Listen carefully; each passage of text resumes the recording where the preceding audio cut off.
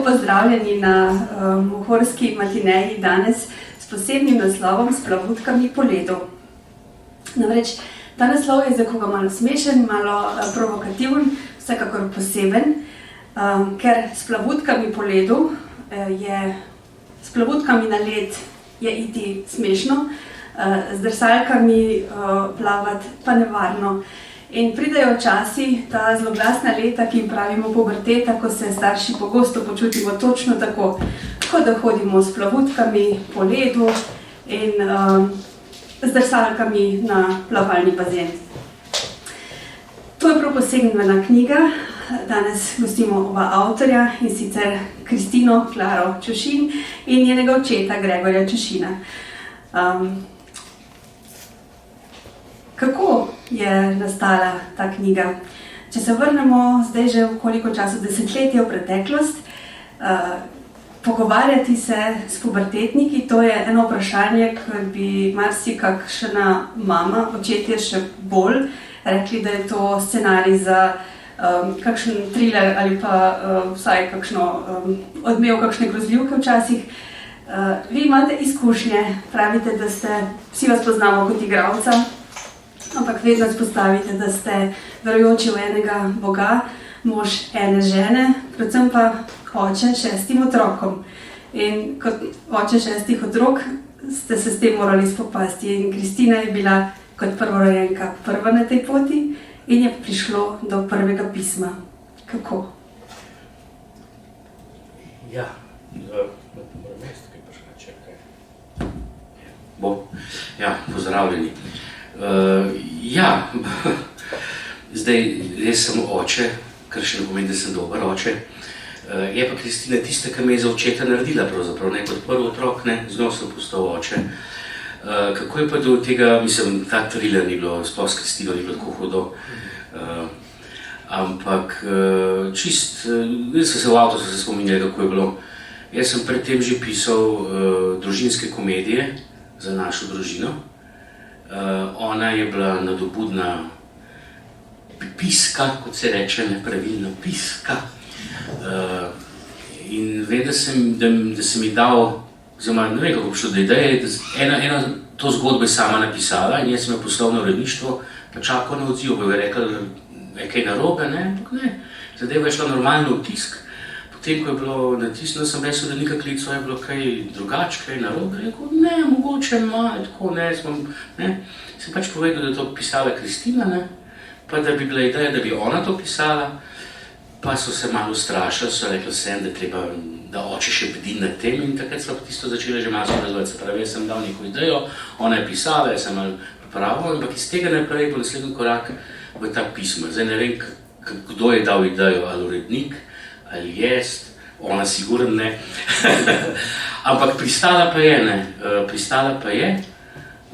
In potem si začelo to dopisovanje, ki je, zdaj po tem desetletju res zanimivo, zaradi tega, ker nismo družina, ki bi se strašno fotografirali, ampak tole je pa lep zapis o enem obdobju naše družine, ne samo o enem odnosu, najinem oziroma hčerka, oče ali pa starši pa otrok, ampak tako prav o naši družini zapisana in bo ostala za tudi tiste, ki bodo prišli, ki jih jaz ne bom spoznal, oni bodo poznala, jaz jih pač več ne bom poznal, pa bodo upam, da tole kdaj brali.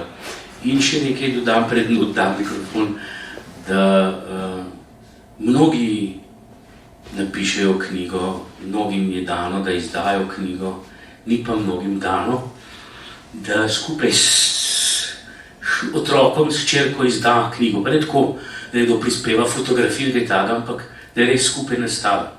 In se malo spomnim mojega očeta, kako mi je pomenil, da sem jaz recimo na njegovih otvoritvah razstav, kaj je porecitiral. Meni je bilo odveč, pa sem si želel, da bi bil takrat zaseden, kam on otvoritev, kaj je bilo meni to tako naprej. Ne me pa to veliko pomeni, in se pa prehajam očitno v leta, ker tudi meni to nekaj pomeni, ker so to neke druge stvari, drugi odnosi, tako da, evo, zdaj si se govorim že ne o kaj bilo takrat, ampak tako, bilo je pa zanimivo. Vrata so se mečkeno odprla, ta vrata se sicer nikoli do konca ne odprejo. To nam je jasno, da si en drugemu teh vrat do konca nikoli ne odpremo, ta vrata se lahko samo razmerje zaprejo. Do konca odpreti se jih ne da, ampak vidi svet, dokaj je široko odprla. meni je bilo takrat ljubo tudi to, ker dejansko sem lahko tako malo za šalo, malo za res povprašal neke stvari, ki so me dejansko skrbele ali pa zanimale takrat, in ona je malo za šalo, malo za res na to odgovarjala. In nekaj se je zgodilo, malo lažje sva z mamico dihala takrat. Sploh je bilo pa zelo prijetno to zdaj prebrati po tolikih letih. Kristina, vi ste takrat, nekako tako kot smo slišali, pod očetovim mentorstvom zakorakali v ta svet publicistike. Kako je bilo takrat brati prvič svoje objavljeno pismo, pa potem ta vprašanja, ki so bila po svoje zelo intimna, kako ste se spopadali s tem, kaj napisati, kaj ne napisati, kaj zdaj to pomeni za očeta, kaj za vse tiste bralce, ki to berejo? Jaz, zdaj, ko sem po 10 letih spet brala ta pisma, mi je bilo v bistvu ful nenavadno, pa sem lahko presenečena nad tem, kaj sem kaj napisala. Se mi zdi, da takrat niti nisem dojemala, da to pišem za neke ljudi, da to potem nekdo bere, sem samo dojemala, da pa zatem piševa članke v neki reviji. Tudi zdaj sem drugače brala ta pisma, sem res videla ta vprašanja Hatijeva, pač, ko me je hotel vprašati, kako sem, kako mi gre s fanti, kako mi gre v šoli, kako mi gre s prijateljicami. Pač vse te stvari, ki se nismo jih pogovarjali doma, ker pač so take težke, mislim, v tem času pubertete so mogoče malo težje teme. Tudi zdaj, ko pač je išla ta knjiga in mi pač kdo reče, koliko je fajna knjiga, na primer prej, ali pa ko mi kakšne bralce vprašajo, če jim dam knjigo zdaj, mi je kar malo v bistvu težko promovirati knjigo ali pa pač dati naprej, zato ker so vse to neki taki osebni zapisi neke najstnice Kristine, ki je takrat veliko doživljala in se vi ne veste, ampak je se ful spomnila, zdaj ko gledam nazaj, kaj se je takrat dogajalo, pač ko kreator rekel, je to nek zapis o nekem času naše družine. Tako da v bistvu takrat res nisem sploh dojemala, da bo nekdo drug bral ta moja pisma. Ja, tudi upam, da zdaj, ko jih boste vi prebirali, da boste odnesli kaj lepega od njih. Skupaj smo ugotavljali, da ta pisma so izhajale skozi 3 leta, tako mesečno, ne? In zdaj, ko so zbrana v celoto, v bistvu živijo čisto neko drugo življenje. Gregor, vi veliko hodite po terenu, se srečujete tudi s starši in tu na koncu smo zapisali, da so to pisma, za katere si očetje in matere želijo, da bi jih napisali. Kaj je tisto, kaj doživljate, kaj so tisto vprašanja, strahovi, ki jih starši in očetje in matere, ki jih morijo, pa ne upajo zapisati, ne znajo tega zapisati. Kako oni doživljajo te svoje strahove, komunikacije z najstniki, da bodo naredili kaj narobe in si rečejo, Gregor, pomagajte s svojimi izkušnjami. Ja, to je zelo zmotno mišljenje, da bi Gregor lahko kaj pomagal s svojimi izkušnjami. Jaz, ko grem naokrog, zmeraj povem, da je zmotno prepričanje, ljudi mislijo, da imam jaz rad otroke, ki jih imam toliko. Jaz sem pač rad njihovo mamo, zato so otroci. Ne maram otrok še svoje, ko me prenaša, ne rečem, ne. In potem se starši režijo in potem, če so kakšni otroci zraven, še njim povem, da vidim po facah, da so njihovi starši najbolj zoprni, ker drugače ne morejo biti, ki jih vidim. Hočem reči, jaz nimam pojma, tudi jaz, zdaj, ko sem tole res takole bral, pa zgodilo se je marsikaj v teh 10 letih, se si predstavljate, ne, tudi v odnosih in tako naprej.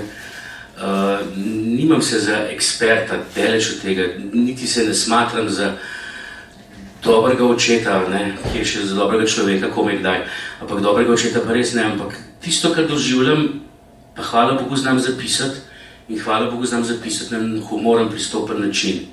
In ljudem je to blizu, jaz pa zato tudi, kadar kaj govorim, skušam ljudi majčkeno sprostiti. Sploh mi, kristjani, smo majčkeno pod vtisom svete družine in smo obremenjeni s tem idealom. Jaz pa pač povem, da sveta družina je bila, mislim, ja, sveta, ampak ne zato, ker bi brez težav pa problemov, ampak samo zato, ker so težave in probleme pač na spodoben način prenesli, pa ostali skupaj in da je to že zadost, da si svet. in da smo te družine, ki smo še skupaj, dejansko svete. In mi je bilo zelo, tam, ker se pravi poglavje, ki te sprašujem o ločitvah in teh stvarih, ki me je prizadel, ker mnogo parov, mnogo prijateljev v tem času se je ločili. Mi dve z mamico so pa že imeli skupaj, čeprav se je kregali, tako kot se. Tle nekaj dosti heca, kar so kar resni podatki, to, kako se mi prepiramo. Tako da starše vse skrbi in starši smo po mojem samo toliko v težavah, ker se odpovemo v vzgoji iz strahu, ker je vzgoja naporna in začnemo razvajati. Ker za starša, za očeta, za mamo ni hujšega, da otrok gre, pa zapre vrata, pa se noče pogovarjati. In če tega ne zdržiš, ker je to težko zdržati, ker si potem nepriljubljen, doma in v širši okolici, začneš razvajati, začneš popuščati. In potem imaš čez toliko let drugačne otroke, kot si mislil, da jo boš vzgajal. Pa to zdaj leti na vas, ampak vi ste vsi čudoviti pa krasni, lepo vzgojeni. Ampak tako hoče reči, ta strah pred tem, da bi otrok odšel, da bi se otrok ne pogovarjal, je zelo močan. In ga vidim tudi, ko sem naokrog, da je tudi največji problem, da potem popustimo v vzgoji in potem, da ne bom tako izpadel kot nek terapeut, ampak če odpreš stajo prezgodaj, volkovi hitreje udrejo. Jaz sem rekel, da midva sva predvsej drugače vzgajala, že zato, ker sva se pred so otroke dobila, odselila iz Ljubljane spet nazaj domov, ker so vse te mestne, ljubljanske stvari, pod katerimi je tukajšnja mladina prišle z enim 2-3-letnim zemljikom do nas v provinco. Ampak v 2-3 letih otrok že mečkaj zrase in že malo drugače dojame. Se pravi, to, kar je eno dekle tukaj v Ljubljani deležno v 4. razredu, do nas pride, ko je ona v 7. razredu, ampak otrok iz 4. pa 7. razreda je pa v glavi precej drugačen in je to prednost province. Zdaj že tega ni več, zdaj že provinca včasih še hujša kot Ljubljana, da smo si na jasnem. Ampak ta strah vidim v starših. Strah, da bi izgubili odnos pa ljubezen otrok. In potem se malo šalim, čeprav vem, da teh vicov tudi doma ne slišijo radi, pa da jih ne razumejo, ampak tole mislim, da je en dober odmerek tega, da se človek mečkaj vdahne tudi. Ali pa da reče, no se, če pač ušino ne znajo, pa tudi nam ni treba. Tako da mogoče na ta način, ne vem, gledajte me obrzdati. Zdaj smo malo slišali o teh strahovih, ki imamo starši. Največji strah, da ne bomo se znali pogovarjati oziroma da ne bo odziva, pa pogosto ne znamo sami. Drugi del tega, kar sem prebrala, je pa to, da so to pisma, ki jih najstniki želijo prebrati. Kristina, ko zdaj gledate nazaj, ko ste brali ta pisma,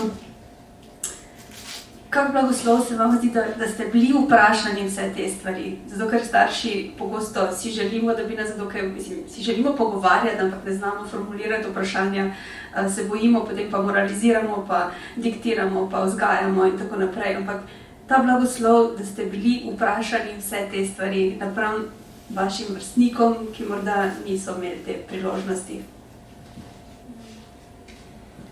Ja, vse, kar sem že rekla, pa čez takrat res tega nisem dojemala, kakor da me ati to sprašuje, sem dojemala kot neka pisma, ki jih pišela za revijo. Tako da, pač res zdaj letos, ko sem brala spet ta pisma, sem bolj z nekimi odraslimi očmi prebirala atijeva pisma in to, kar me zares spraševal.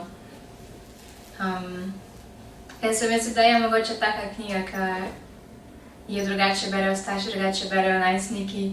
Ne bi jih rekla, da je to za vsakega najstnika, smo si vsi tudi drugačni. Jaz sem na primer taka, da mi je lažje se isto pač pismo izražati in se tudi pač atiju kdaj kaj več napisala, kakor bi pa mogoče povedala v teh pismih, komu drugmu pač mogoče bolj paše, če ga vprašajo v živo, če preživljajo čas z njim vsak čist drugače. Na primer, nama je očitno to odgovarjalo.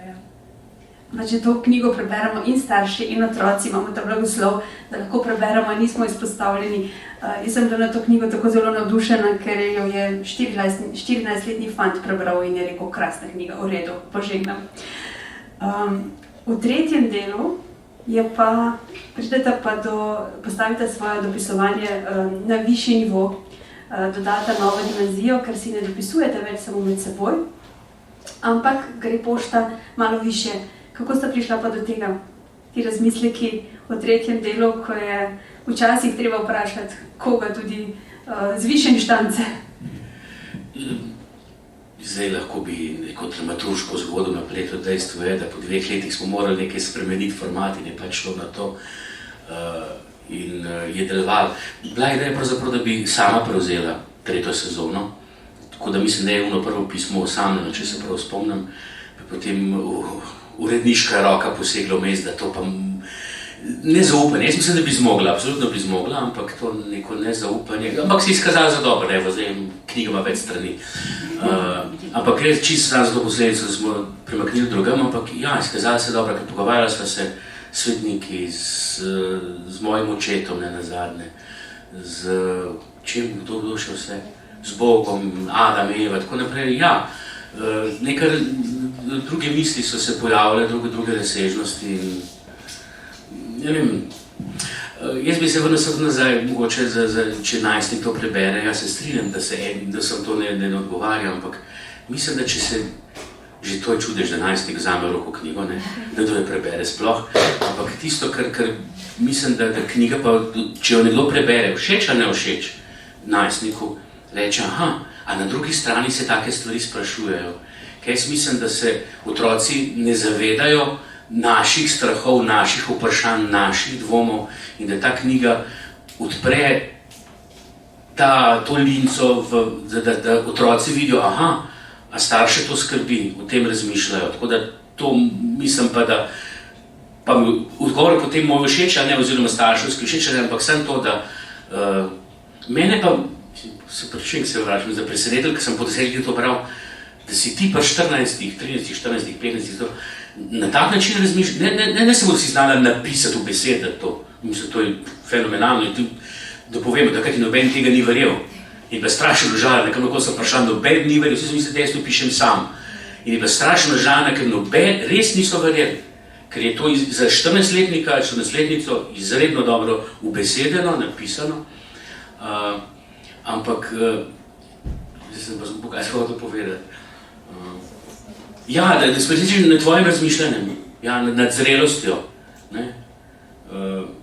In to mogoče odgovori tudi na vprašanje, zakaj se nismo toliko pogovarjali, ker se nam ni zdelo, da se je kaj za pogovarjati, ker si tako zrelo razmišljala, ne. Tako da to, ja. Pa še nekaj, ne, oprosti tako dejavno. Mislim, da se boš prave vrednosti te knjige zavedala, boš mojih let. Zdaj ti je to tako tak dosežek, nekaj tako je načrtica na tvoji poti, mogoče malo kič celo, ne, ampak je boš mojih let.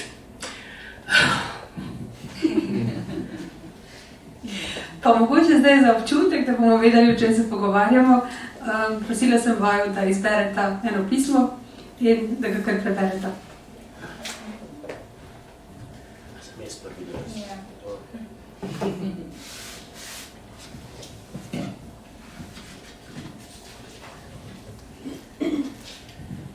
Vijolična pisma, februar 2013.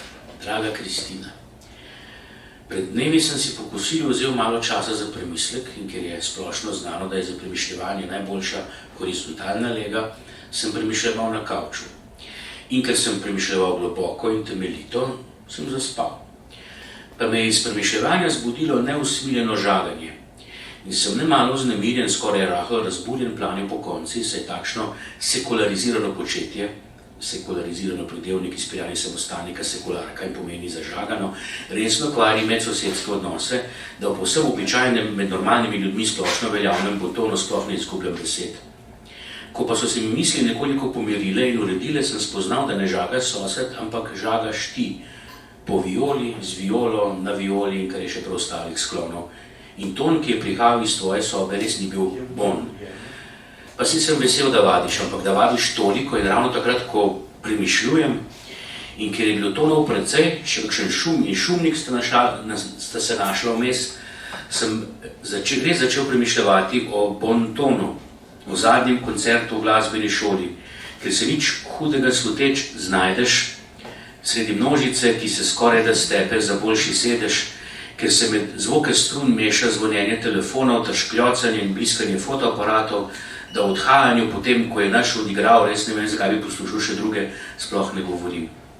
Pa boš rekel, da spet težim, da preveč hočem in pričakujem, da tako pač je, a na to ne pristanem. Tako pač je, mi je pred leti rekla učiteljica, ko so nas igralce med otroško predstavo pljuvali z balkonov in obstrojali s fračami. Tako pač je, mi rečejo kolegi, ko potožim, kaj vse se lahko prebere na spletnih forumih. Tako pač je, izustijo novinarji in komentatorji, ko na demonstracijah poletijo granitne kocke in molotovke. Tako pač je dejstvo. In vem, da otrok, ki ne zna prijazno pozdraviti, kaj hitro zraste v mladostnika, ki bo brez kančka slabe vesti, kaj razbil in vzel, ali v šoferja, ki bo raje zažgal radar, kot pa upošteval prometne predpise, in je nazadnje v politika, ki ti bo brez sramu lagal in te pri tem še gledal v oči. In vem, da tako pač je, ker smo sekularizirani, ker smo si odžagali srce od glave in izžagali dušo iz telesa. In sem se prestrašil, kakšni ste vi, moji otroci, kako se obnašate, ko me ni. Pa ne le, če pozdravljate in odzdravljate na cesti, ne klepetate med poukom, ampak kaj se pogovarjate s svojimi vrstniki, kako se pogovarjate, kaj si pošiljate po SMS-ih, kako se skregate, kako zmerjate, kaj vidite in kaj mislite o našem otročjem svetu odraslih. Pismo bom položil k Violi, se mi zdi, da ga boš tam najhitreje odkrila. Ati. Dragi Ati, najprej oprosti, ker sem te zmotila pri razmišljanju. Po drugi strani pa bi si mislila, da se boš po 7 letih že navadil na moje žaganje po godalih. Kakorkoli. Upam, da ne pričakuješ, da ti bom povedala vse podrobnosti svojih pogovorov z vrstniki, ker moramo tudi mi imeti malo zasebnosti. Poskusila pa ti bom povedati, kar največ ti pač lahko. S svojimi vrstniki in prijateljicami se pogovarjamo o običajnih stvarih. Večinoma o šoli, koliko naloge smo spet dobili, kako se nihče ni čisto dobro pripravil na test, kdo vse je spet pozabil zemljevid Slovenije, če bo učiteljica spraševala fiziko, kakšno oceno smo dobili, kaj bo za malico in tako naprej. Pogovarjamo se o sošolcih in drugih znancih, kaj je kdo rekel o kom, kako je bil kdo oblečen, kaj se je zgodilo med tistima dvema ali sta še skupaj, zakaj sta se oni dve skregali. In o še bolj običajnih stvarih, vsaj za nas najstnike. O treningih, glasbeni šoli, zvezdnikih, počitnicah, domačih branjih, oblekah, bratih in sestrah, filmih, vikendih, simpatijah, Facebooku, popularnih pesmih in tako dalje. Kako se skregamo in zmerjamo? Zmerjanje večinoma poteka za hrbtom tistega, ki mu je namenjeno, zato tudi kreganja ni tako veliko, kot bi ga lahko bilo. To ne pomeni, da ga ni. Včasih pride do prepira med dvema zaradi nečesa, kar je eden od njiju rekel nekomu tretjemu. So pa tudi takšna nadlegovanja, ko komu pišejo razne žaljivke in ga zmerajo po internetu. Obstaja spletna stran, kjer to lahko narediš anonimno, zato je še težje koga obtožiti. O vašem svetu se ne pogovarjamo prav veliko, čeprav da tudi pridemo na to temo. Zdi se nam točno tak, otročji, malce tudi neumen in po nepotrebnem nasilen. Drugače pa se raje izognemo pogovoru o tem in se pogovarjamo o čim bolj sproščujočem in veselem, saj se nam vsaj zaenkrat ni treba ukvarjati s svetom odraslih. Tako. Pismo ti bom položila pod blazino na kavču, kamor boš gotovo kmalu spet prišel razmišljati. Kristina. Draga Kristina, glede na to, da je znano, da sem velik mislec, sem pismo zelo hitro našel in prebral. Ko se otroci obnašajo otroče, je to zoprno, naporno, neprijetno in še kak pridevnik bi se našel, a je kljub samo normalno, saj ste pubertetniki. In sploh, kam pa pridemo, če bi otroci kar na lepem začeli upoštevati pravila. Ko se otroče in pubertetniško obnašajo odrasli, pa to ni le zoprno, naporno in neprijetno, ampak tudi žaljivo do vseh, ki premorejo trohico pameti in bontona. Predvsem pa je nevarno, ker če v odraslem svetu ni spoštovanja pravil, sledi konec sveta v takšnem ali drugačnem smislu. Moj kavč mi ne služi samo za razmišljanje, temveč sem vanj zleknjen tudi, kadar gledam televizijo. Saj veš, A zadnje čase težko ločujem med TV Dnevnikom in Živžavom. Res ne vem več, ali se lovita Tom in Jerry ali kakšna dva predsednika. Vsi po vrsti mi delujejo kot iz risanke Bolek in Lolek. Hvala Bogu se bliža pepelnica, maske bodo padle, upam. Malo posta in pokore še nikomor ni škodilo in Bog ve, da smo obojega še kako potrebni. Spokorna barva je vijolična barva, pa bom za pokoro tudi jaz skušal mirneje prenašati tvojo violo. Čim več tonov, ki bodo bon, ti želim. Ati. Ati, v četrtek imam nastop v glasbeni šoli. Ali prideš, ali boš še premislil? Kristina. Hvala lepa. Skozi knjigo nekako posredno spoznamo celo družino, mamico in predvsem vse otroke. Kristina ima 4 brate in težko pričakovano, velikokrat zaprošeno in tako naprej sestro Lucijo Barbaro, ki je danes pristala, da bo nekaj zaigrala in pospremila tole predstavitev knjige.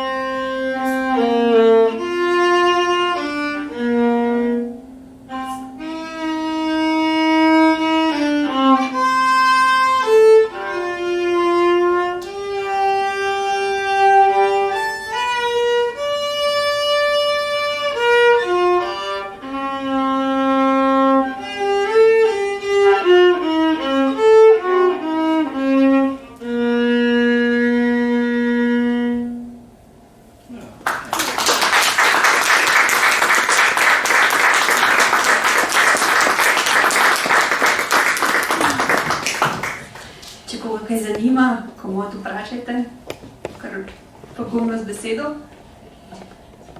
Sicer pa me bom jaz še vprašala. Kristina, vi ste vmes napisali, da pač težko včasih hoditi v šolo, če ima človek pri 14-15 že čisto izdelan plan življenjski, kako bo vse teklo, kaj bo počel. Kako zdaj tečejo te stvari? V bistvu ste 10 let pozneje, ko gledate na svoje takratne načrte, zdaj že skoraj tam pri marsičem, marsikaj se podpira, nova obdobja so pred vami. Kako so se ti načrti uresničili in kam jih peljete v prihodnosti?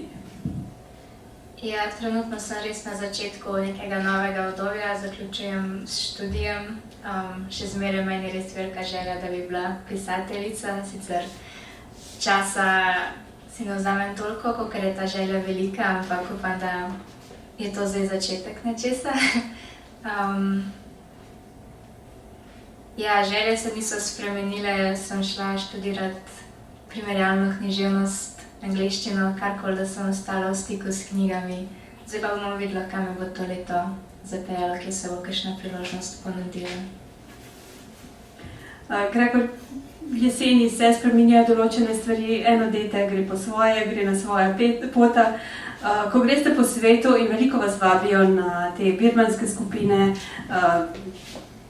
nagovarjate mlade, njihove starše, ko gledate svoje otroke in tuje, si rečete, hvala Bogu, kar dobro mi gre, malo še pa bojo vsi na pravi poti oziroma odpremljeni, ali si rečete, Bogi starši ali kako?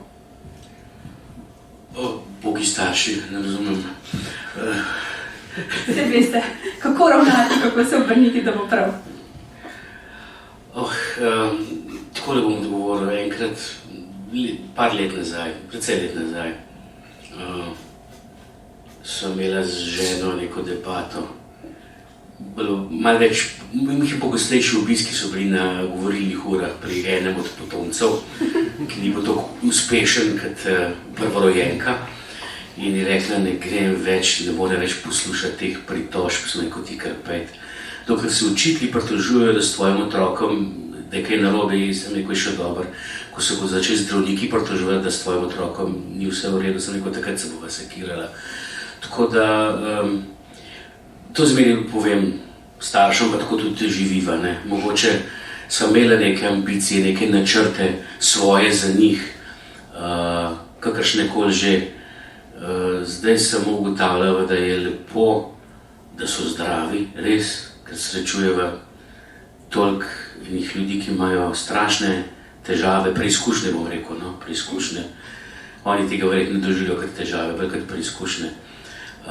Mi smo zdravi, še zmeraj smo skupaj, v vseh burnih karakterih, ki so, mislim, ne, že najina dva moje, ženina sta mečkan hecna kombinacija in potem to se razgotira še v potomstvu, ne, ampak smo še zmeraj skupaj, pridejo še domov, ne, princ na belem konju je parjaho, tako da